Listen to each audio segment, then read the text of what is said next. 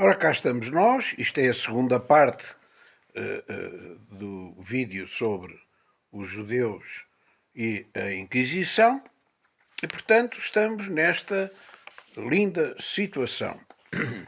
O senhor Dom João II aceita que os sefarditas que viviam em Espanha pudessem vir para Portugal, desde que pagassem um imposto. Acho que eram 8 ducados, uma vergonha, mas enfim, isto é tudo assim. Por outro lado, e eles vieram, eram 60 mil não conversos, e eles aceitam, cada um tem que pagar 8 ducados de ouro.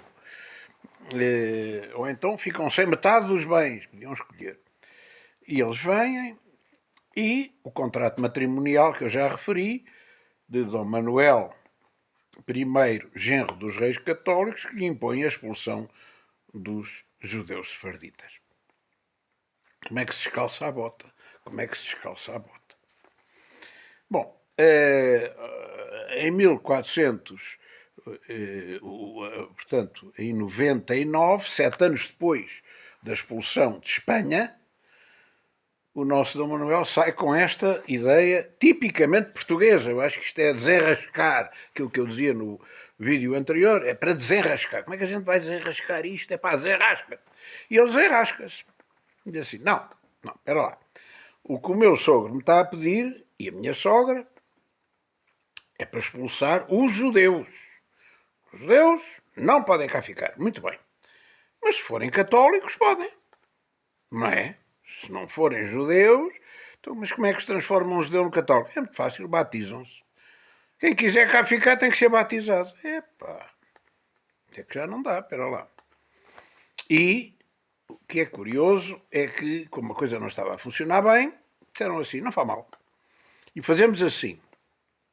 Quem não quiser batizar-se, rua, mas os putos ficam cá. Porque a gente obriga-os a batizar-se à força, porque eles não têm vontade própria. E o Estado obriga-os, o rei obriga-os a batizar. Portanto, as criancinhas são todas batizadas. E os paizinhos, se quiserem ir embora, vão, mas fica cá tudo. Ficam os putos e fica o dinheiro. E reparem bem ao que chega isto. A maior parte dos pais pois aceitaram, que remédio, coitados, não é? Vamos cá ficar, que se lixe, isto é tudo obrigatório, portanto, vale o que vale. E é assim que se encontram os cristãos novos ou convertidos à força ou batizados de pé, são tudo sinónimos, e os outros foram-se embora e deixaram cá tudo, incluindo os filhos. Veja bem nisto, saíram com a roupinha do corpo. Sobraram 600 crianças sem pais. 600 crianças sem pais, que foram quase todas enviadas para a colonização de São Tomé e Príncipe, onde morreram a maioria deles por malária. Não resistiram. As pobres crianças foram sacrificadas nesta lógica. Mas algumas sobreviveram, e as que sobreviveram são antepassados de muitos santomenses. Portanto, há muita gente de Santo Tomé descende diretamente dos sobreviventes destes 600 miúdos judeus que foram enviados para lá. Bom, isto é pouco dignificante, mas a história não é o que a gente gostaria que ela fosse. Não é o que a gente gostaria que ela fosse. Bom, eles tinham 10 meses para decidir. 10 meses. Em 10 meses têm, ou vão-se embora, largam tudo, incluindo os filhos, ou ficam cá e são batizados à força, mudam de nome, todos eles tiveram que mudar de nome, e isto é um problema. Isto é um problema porquê? É porque hoje em dia a maior parte dos processos, alguns são exceções, a gente consegue saber qual era a designação deles antes da conversão forçada, mas a maior parte dos processos não fala disso. E, portanto, perdeu-se a origem de cada um, não é? Daqueles que depois mudam de nome quando se convertem. Os nomes deles são, não é? Inventam-se aqui uma teoria que tem nomes de árvores e não sei o quê. Isso é tudo falso, tudo falso. Claro que há muitos Pereiras, não é? Isso há. mas como há muitos Silvas, mas a maior parte dos apelidos não são Pereira nem Silva, são patronímicos. Não é? Muitos são Rodrigues, Lopes, Fernandes, Gonçalves, Mendes. Mendes é muito, um apelido muito judaico, e depois, ou combinações com outros apelidos, Mendes Pereira, Pereira da Silva, Silva Pereira, enfim, tudo isto são fórmulas habituais, mas há outros apelidos que não têm nada a ver com isto. Henriques, portanto, patronímicos típicos, Henriques, não é? Soares, e muitos Soares não têm nada a ver com os judeus e muitos são. Portanto, é quase impossível, pelos nomes, saber se é uma família judaica ou não. Ou não. Uma família judaica pode ter um nome igualzinho a uma família não judaica, é muito difícil. Então, perguntam os senhores, mas então como é que se consegue saber? Investigando. Vai-se andando, vai-se recuando no tempo, e quando há processos de inquisição, eles dizem, ao pormenor, a percentagem de sangue judeu que eles tinham. Isto é uma coisa extraordinária. Nem os nazis foram tão eficazes. Tem 2/3, 3/4, tem 1/8 de sangue cristão novo. É uma coisa impressionante ao que chegou o requinte. Bem. E a grande solução para desenrascar foi esta. Olha, a gente batiza-os à força e os gajos ficam cá. E fica cá o papel. E ficam cá. Bom, e assim foi. E é assim que se cria este problema. Portanto, qual é a diferença entre os judeus portugueses e os judeus espanhóis? Nenhuma. São os mesmos. São os mesmos. Eles andavam cá e lá. Não havia fronteira. A fronteira era simbólica, não é? Portanto, são exatamente as mesmas coisas. Aliás, pertenciam às mesmas tribos. Os judeus da Península Ibérica eram judeus de Judá. Não eram israelitas. Como sabem, há 2 reinos, não é? O reino do sul, que é o reino de Judá, e o reino do norte, que é o reino de Israel. Ora, no sul só havia 2 tribos e meia, vamos pôr a coisa assim.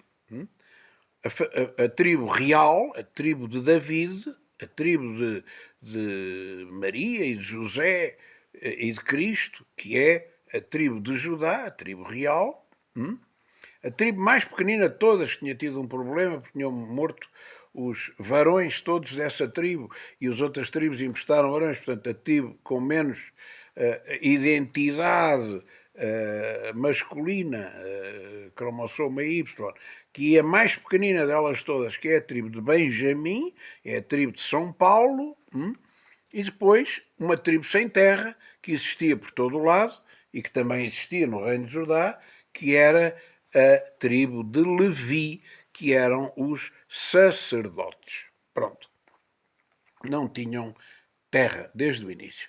Tinham terra própria, quer dizer, obviamente que tinham terra, viviam naquela terra. Ora bem, por conseguinte, esta comunidade é exatamente a mesma que aqui estava desde o tempo dos romanos.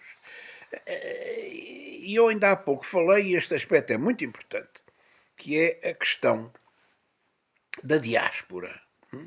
Não podíamos fazer nada no estrangeiro, mas cá podíamos.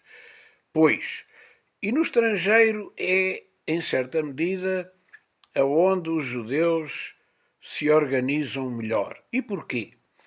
Isto tem a ver com a própria natureza histórica do povo judeu. O povo judeu, sempre que, uma explicação religiosa, mas também histórica, incumpria relativamente aos mandamentos da lei de Deus e à Tora, era penalizado pelo próprio Deus, que tinha escolhido este povo como povo eleito, deixando que os seus inimigos os conquistassem e os dividissem. Não é? E é assim que os judeus vão parar ao Egito, ou vão parar à Mesopotâmia, ou vão parar ao que é hoje o Irão, a Pérsia, não é assim? Ou vão parar, enfim, a muitos outros cativeiros, estiveram no cativeiro, em vários outros sítios, ou foram destruídos pelos próprios romanos e foram dispersados pelos próprios romanos para outras partes do Império, para a marca hispânica, que é lá no fim do mundo, não é? Bom, que corresponde à Península Ibérica. E, por conseguinte, é esta a diferença que se traça entre as duas componentes fundamentais dos judeus. Os judeus do Oriente, ou melhor, os judeus da Europa Oriental, que são os judeus Ashkenazim.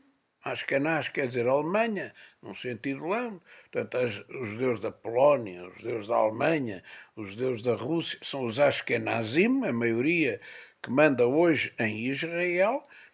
Depois, os judeus sefarditas de Espanha, que é Sefarad, que são os judeus da Península Ibérica, mas depois emigraram para a Índia, que emigraram para a Flandres, que emigraram para o Novo Mundo, desde o Brasil até aos Estados Unidos. E depois ainda há os judeus orientais, chamados Mizraim, e os judeus africanos. Bom, já lá vou, isto é outra conversa. E é nesta situação que se fortalece a cultura judaica. Porque reparem bem, território comum nesta altura não existia. Não existia. O território estava ocupado por alguém, não é? E, portanto, eles estavam fora do território. E o que é que os mantinha? O que é que os mantinha como um povo autónomo e independente? A língua, a religião, a cultura, os hábitos, desde a alimentação, a vestuário, a tudo mais, e a comunicação entre as várias sinagogas do mundo inteiro.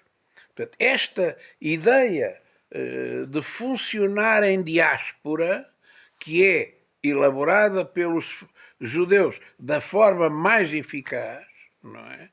É a salvação, é aquilo que garantiu a continuidade e a integridade do povo judeu. Aí não havia nada a fazer. O que é que a gente ia fazer? Chegar à Flandres, que era liberal em termos de religião, e começar a dizer: olha, aquele é judeu, que querem lá saber disso para alguma coisa. Ou chegar a Nova Iorque, que se chamava Nova Amsterdão, porque foi colonizada com judeus. Não é verdade? E aqui cá está, há um tio meu, tio e sobrinhos, que fugiu daqui e foi fazer a primeira sinagoga da América, que é a sinagoga de Nova Iorque, a sinagoga sefardita de Nova Iorque, um tipo chamado Mendes Seixas. Cá chamava-se António Mendes Seixas, depois muda de nome, chamou-se Abraão Mendes Seixas, não é verdade? E são conhecidos por The Grandees, os grandes, os fundadores. Meu tio direito. Bom, de maneira que a questão da organização externa dos judeus fortalece-se desta maneira, fortalece-se através do comércio, se fortalece através da política. Os judeus no estrangeiro, já vos falei da Toscana, conseguem infiltrar, por exemplo, a grande família judaica Ximenes de Aragão, mas não foi a única, a Marinha da Ordem de Santo Estevão da Toscana, estão lá, são feitos condes, são feitos tudo e mais alguma coisa. Há judeus na corte das duas Sicílias, entre os quais aquela célebre Leonor, que é, enfim, mais ou menos a safata da rainha de Nápoles e acaba por se transformar numa revolucionária, não é verdade? E Leonor Chaves, salvo erro, era o nome dela. Em qualquer caso, são descendentes de judeus de Beja, que por sua vez são descendentes de judeus de Bragança. Estão a ver? São sefarditas. O pai já tinha sido feito conde nas duas Sicílias. Portanto, quer dizer, eles conseguem, chegam ao Império Otomano, onde um judeu sefardita é feito primeiro-ministro, não é verdade? Do Duque de Naxos, não é verdade? Da família nazi, que é um nome estranho para judeu, mas é assim mesmo.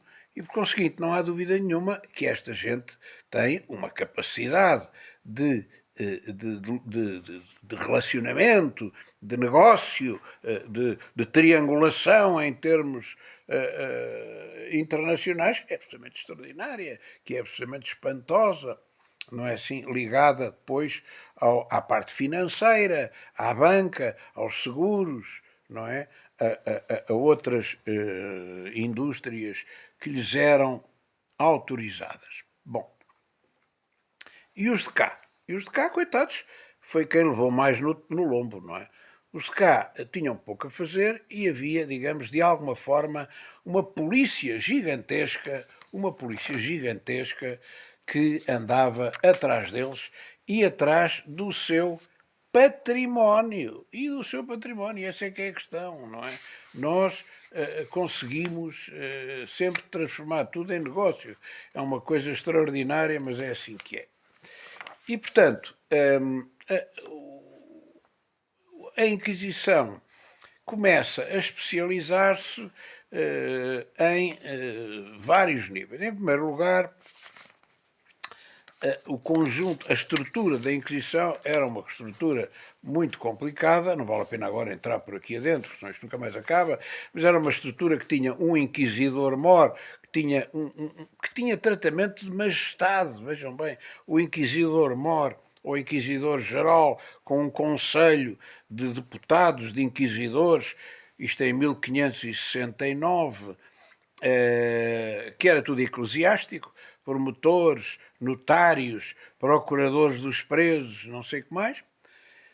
Tudo isto eram mais ou menos, eram sacerdotes, mas as grandes estruturas da Inquisição tinham dois elementos. Não era em termos hierárquicos que eram os maiores, mas eram as mais importantes em termos de rede.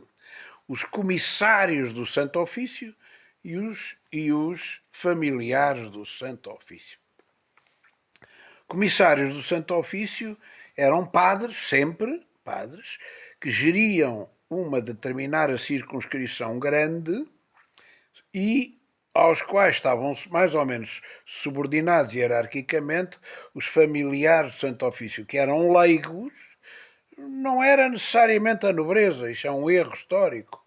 Não é, não. Eram pessoas que não tinham uma gota de sangue cristão novo e que serviam de PIDE, de polícia de informações, de quem mandava prender as pessoas, quem atuava no terreno à ordem da hierarquia da Inquisição. E não havia uma freguesia do país que não tivesse familiares do Santo Ofício. Comissários eram mais ou menos, não era bem por conselho, mas andava à volta disso, mas os familiares havia por todo lado. E é engraçado, cada vez que há um que fica velho, vem um comissário, vem um candidato da mesma terra dizer assim, só há um comissário que é um senhor que tem 80 anos, está gaga e tal, eu quero ser comissário, senão qualquer dia ninguém consegue aqui prender ninguém, nem fazer denúncio, nada, o outro já estava a cair da tripeça. Vejam bem a eficácia que isto teve. E por isso há milhares e milhares de processos de comissários, com tudo, desde sapateiros a condes, tudo. Há de tudo. Que é de uma utilidade genealógica extraordinária. Porquê? Porque aquilo é por terras, todas as terras têm o seu familiar, todas as terras têm o seu notário, todas as terras têm um comissário, e aí vai-se buscar muita coisa, que é a genealogia que cada um tinha que apresentar para demonstrar, tal como nos nazis, que eu não tinha uma única gota de sangue judeu. Chama-se a isto o processo de inquirição de género. Portanto, tinham que se provar que, em termos de geração, que não havia ali qualquer tipo de ligação. De género vita et moribus, da sua vida e dos costumes, porque não chegava que o senhor não tivesse sangue judeu. É que, por exemplo, volta e meia aparecia eu não tenho nem uma gota de sangue judeu, sou fidalgo e tal, e não há dúvida. Ou era um lavrador muito conhecido, não. Sim senhor, não era. Não tinha, mas andou metido com uma judia, estava feito. Mas tem um filho natural, estava feito. Mas juntou-se com... Estava feito. Feito. Feito. De maneira que não era só a sua ascendência supostamente limpa de, como diziam na altura, de raças infectas. Isto não é inventado por mim. É o que vem lá no processo. Limpa de raças infectas. De infecta nação. Bom, mas era assim.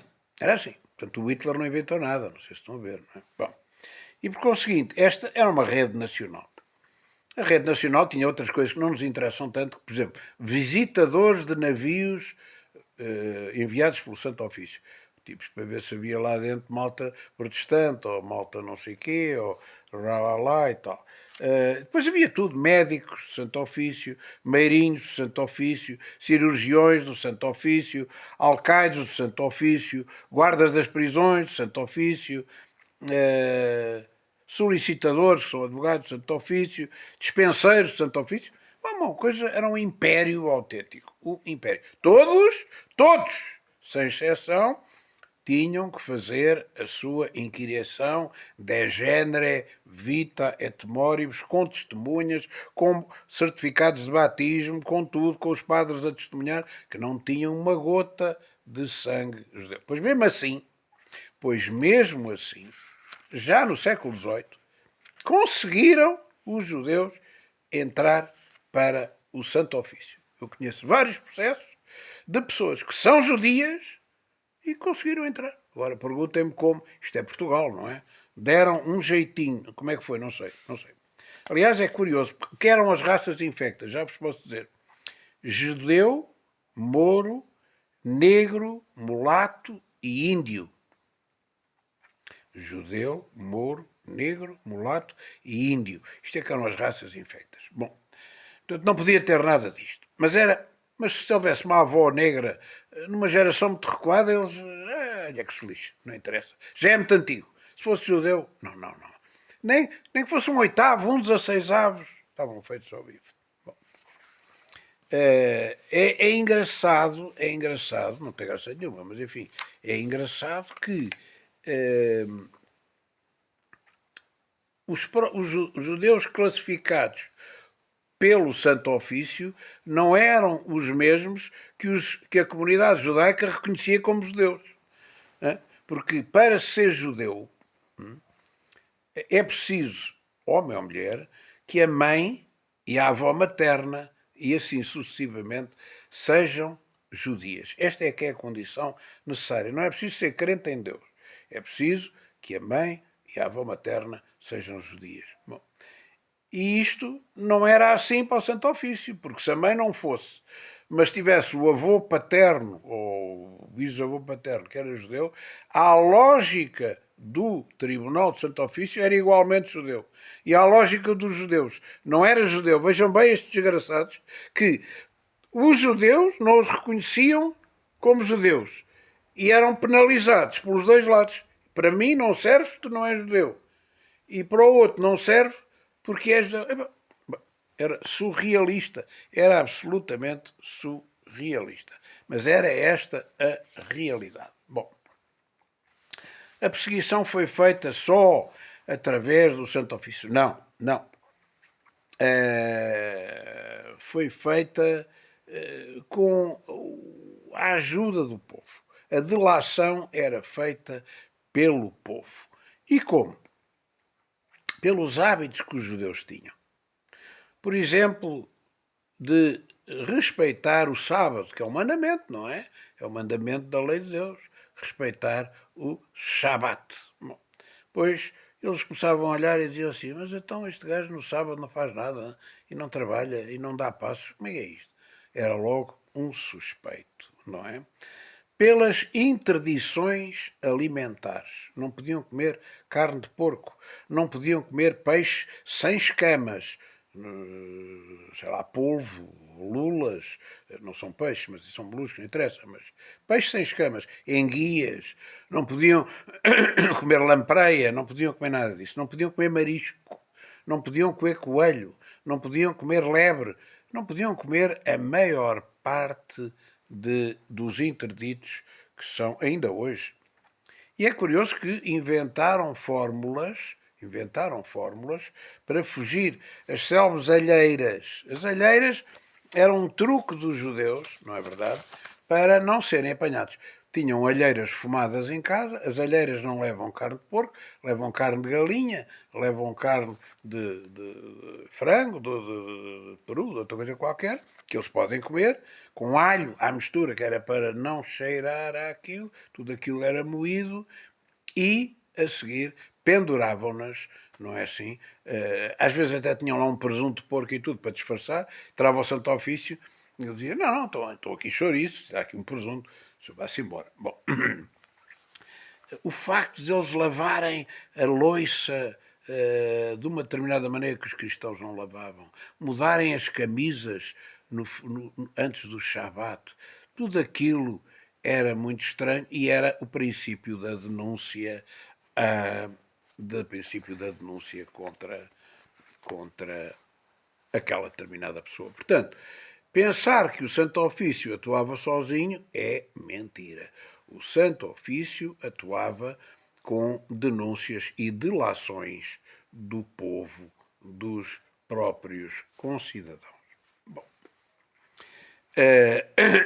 o que acontecia quando a pessoa era presa e penalizada? Primeiro, faziam um inventário dos bens para lhes confiscar os bens. It's always about money. Dá cá, dá cá. Queremos os teus bens, queremos o teu património. Criavam um vexame público, a pessoa andava como um São Benito, que era uma espécie de uma veste com os crimes que tinha feito e com um chapéu de bico horrível. Podem ver à internet o que é um São Benito. São Benito. Eram introduzidos interditos de profissões, eram presos em massa e muitas vezes eram degradados para fora da comarca ou tinham que fugir, enfim, eram marginalizados pela sociedade. Havia profissões que, mesmo que não cometessem nada, mas eu não fiz nada, pronto, mas eram interditas por definição. Não podiam exercer determinadas funções, como, por exemplo, a magistratura, como, por exemplo, ir para a igreja hierárquica, não é? Padres, por aí acima. Não podiam ter terra em extensão, não podiam ter alguns ofícios que exigiam a inquirição de género, como, por exemplo, moedeiros, os que fabricavam o dinheiro, a moeda, ourives em determinadas áreas, eram judeus, foram judeus no passado e depois vieram, sobretudo no século XVII, interdições para que eles pudessem... Então o que é que eles podiam fazer? Podiam fazer muito pouco. Podiam ser médicos, podiam ser advogados, podiam estar nas finanças, ligados ao crédito, à banca, ao comércio, pequeno comércio, grande comércio, alguma ciência, já o ensino na universidade era complicado, indústria, pequena indústria, artesanato, tecelagem, cortumes, calçados, alfaiates, tudo isso podiam ser, mas o resto não. Portanto, as profissões repetem-se sistematicamente. Eles têm sempre a mesma profissão, se reparar as mesmas profissões ao longo destes séculos todos. Só quando acaba enfim, há depois episódios que eu não vou aqui relatar, eu não gosto de transformar isto num filme de terror, mas faço-vos o apelo de irem ver uma enciclopédia qualquer ou à internet o que aconteceu na revolta de 1506, o massacre que houve em Lisboa, promovido pelos dominicanos, pela Ordem de São Domingos. Enfim, não vou falar disto, mas vale a pena ir ver, que é para não acharem que isto foi uma coisa levezinha. Para não acharem que isto foi uma coisa levezinha. Bom, esta hipótese de ir para as finanças foi o que lhes valeu porque quando o Pombal chega, já há um grupo enorme de cristãos novos que tinham cursos da Universidade de Coimbra, que eram formados, que eram médicos, que eram advogados, que eram juristas, que eram... e que, quando acaba a tal distinção entre cristãos novos e cristãos velhos, feita pelo Marquês de Pombal, por decreto do dia 1 de outubro de 1774, o que acontece? Começam a poder aceder, porque não é para... Não, o senhor não pode falar em Cristão Novo. Pode falar em tudo. Em ladrão, gatuno, não sei o quê, mas Cristão Novo não. Portanto, aquele que não tinha nenhuma razão para ser impedido, entrava. Eu tenho aqui a habilitação, desculpe, sou formado em Direito. Começaram a entrar para a magistratura, começaram a entrar para as Forças Armadas, começaram a entrar para a burocracia pública, começaram a entrar para o ensino em Barda, começaram a entrar. Até que vem a Revolução Liberal, de 1820 e o Decreto-Lei de 31 de março de 1821 extingue completamente a Inquisição em Portugal. É em Portugal, ela continua em Roma, como sabem, até 1965. Bom, nos reinados do liberalismo, sobretudo Dona Maria II, começam-se a nobilitar os primeiros judeus. Os primeiros judeus, enfim, entre aspas, cristãos novos, mas que eram judeus, ainda praticavam. Às escondidas continuavam a praticar o judaísmo, que, como se vê nos processos da Inquisição. Praticou o não sei quê, fez isto, festa das cabanas, o jejum da Rainha Esther, criminoso, horrível, fez jejum. Ainda praticavam. Dona Maria II nobilita os primeiros judeus. E, portanto, o século XIX é já o século da ascensão. São os barões. Muitos barões da Dona Maria II são judeus de sempre, a quem foram dados brasões de armas, a quem foram dados títulos nobiliárquicos, o Dom Pedro V, o Dom Luís I e o Dom Carlos, fartar vilanagem. Os judeus chegam ao topo dos titulares, infiltram-se nas famílias antigas, cruzam-se com elas, eu não vou falar em nomes, mas misturam-se com elas por causa do dinheiro e do estatuto que já tinham. Chegam a primeiros ministros, vários sefarditas, e na República muitos dos sefarditas que já eram ateus e agnósticos fizeram parte do Grande Oriente Lusitano e por aí entram para a elite da República. E, portanto, curiosamente, os judeus ashkenazim em Portugal eram uma minoria durante toda a monarquia, durante toda a Primeira República e durante todo o Estado Novo, só agora é que já é mais frequente, e aquilo que acontece aos sefarditas é algo de, no mínimo, estranho, que é os novos sefarditas entram, aqueles que tinham ido chamados sefarditas de Marrocos, é um magnífico livro que tem o inventário dessas famílias todas. Essas ainda têm nomes antigos, não é verdade? Não vou agora repetir os apelidos, mas são apelidos muito conhecidos, já deram presidentes de Câmara de Lisboa e tudo mais. E esses, e reitores da Universidade Técnica, e sei lá o quê, gente ilustre e muito capaz, e que se misturaram, curiosamente, de uma forma bastante pacífica com os sefarditas antigos e com a nobreza, não é? De modo que a nobreza liberal, essencialmente liberal, mas não só, deve haver raros os casos que não sejam os descendentes atuais dessa aristocracia liberal e da aristocracia em geral em Portugal, que não sejam descendentes de cristãos novos. Até o nazismo português, que é curioso, uma das pessoas que mais à direita no tempo do Estado Novo, que o doutor Salazar perseguiu, que tem um livro racista chamado, muito bem feito, chamado A Invasão dos Judeus, era o grande Mário Saá, com 2 As, Saá, nacional sindicalista e tal. Ora, esse homem tinha sangue judeu, depois acabou por descobrir que ele também era, afinal também sou judeu, e exilou-se na sua própria quinta, nunca mais apareceu no meio do Alentejo. Portanto, isto em Portugal é muito complicado, não é? Há uma percentagem enorme de sangue judeu misturado na população em geral portanto, enfim, é mais fácil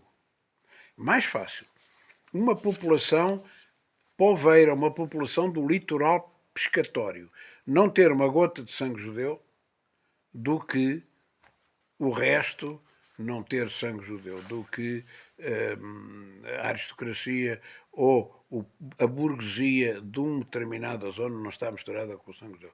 É mais fácil uma zona muito rural não ter sangue judeu do que... E há zonas do país que já estão, que são praticamente todas elas endogamicamente judaicas. Não estou aqui a fazer reclame, eu sou o coordenador do Instituto de Estudos Judaicos, do Laboratório de Estudos Judaicos, digo, e os meus queridos colaboradores têm feito um papel notável no levantamento exaustivo das comunidades judaicas todas. Não é? Agora vai sair Abrantes, mas já saiu Trancoso, Vila Nova de Foscoa, a Guarda, Lamego, enfim, etc. Montes delas que já estão publicadas. Vejam, os grandes nomes aqui que eu posso destacar é o meu ilustre e querido amigo Nuno Gonçalo Pereira Borré, que é o motor disto tudo, mas, enfim, pessoas ilustres colaboram, uns professores, outros que são até trabalham no estrangeiro e que têm colaborado graciosamente no levantamento das judiarias principais de Portugal. Belmonte, é óbvio que também está publicado. Enfim, há Elvas, Campo Maior, enfim, vale a pena porque temos, claro, há outros que não são publicados por nós, mas que também têm, há bons livros que cobrem Tomar, por exemplo, ou Évora, têm livros bons sobre esse aspecto. Tudo isto é fácil de ver no site da Biblioteca Nacional ou na internet, num sítio qualquer. Portanto, há uma lenta miscigenação dos sefarditas urbanos e dos sefarditas rurais, embora ainda haja zonas, como por exemplo a Lagoaça, não é? Que tem, a população é quase toda, Foscoa, Lagoaça, há assim umas zonas que são integralmente judaicas. É mais difícil encontrar lá alguém que não tenha uma gota de sangue judeu do que o resto da população, alta, baixa, não interessa, todos eles têm alguma faceta desta natureza. Bom, portanto, em termos de... É curioso, até nas coisas más há coisas boas. A Inquisição seguiu um processo penal que é de tal maneira o processo penal, o procedimento penal, é de tal maneira, foi de tal maneira evoluído que ele é hoje a base do processo penal português. Vejam só, não é? Claro que os métodos mudaram, os métodos as penas e tudo isso, mas tem grandes institutos que são recolhidos daí. Porquê, a pergunta que fica no fim, porquê é que os judeus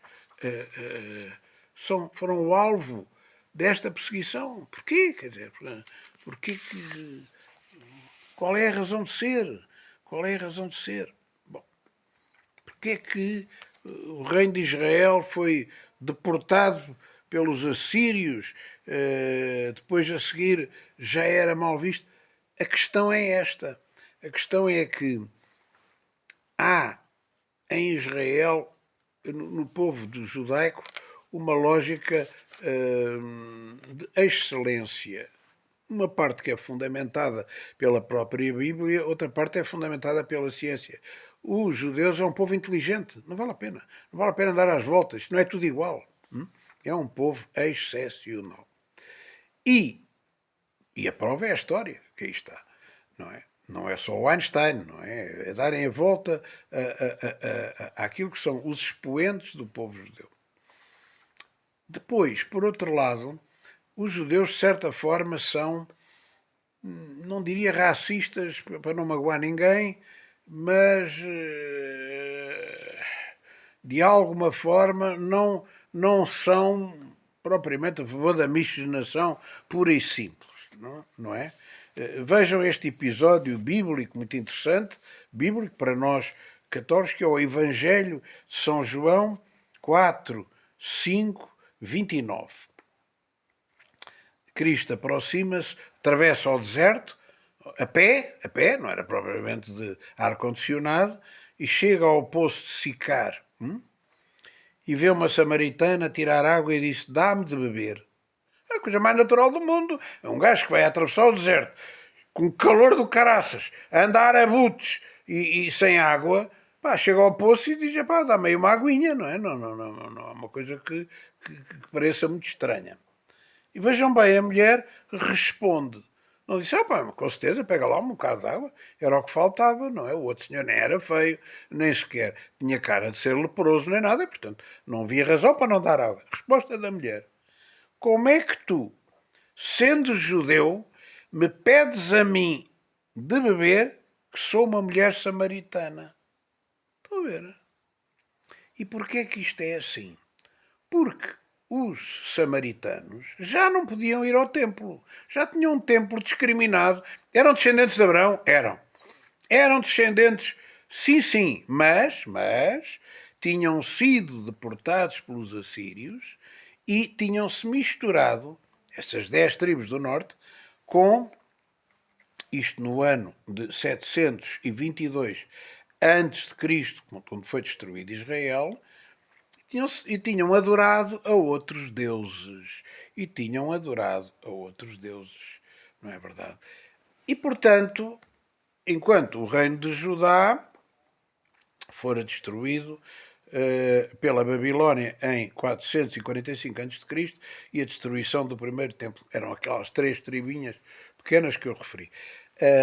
E, portanto, tu, que és, eu vejo por maneira de falar e tudo, que és de Judá, vais-me pedir a mim que sou samaritana e que não posso comunicar com vocês, nem posso adorar no mesmo templo, nem nada. Quer dizer, já havia uma discriminação dentro. Estamos a falar há 2000 anos, não é agora. Não é agora.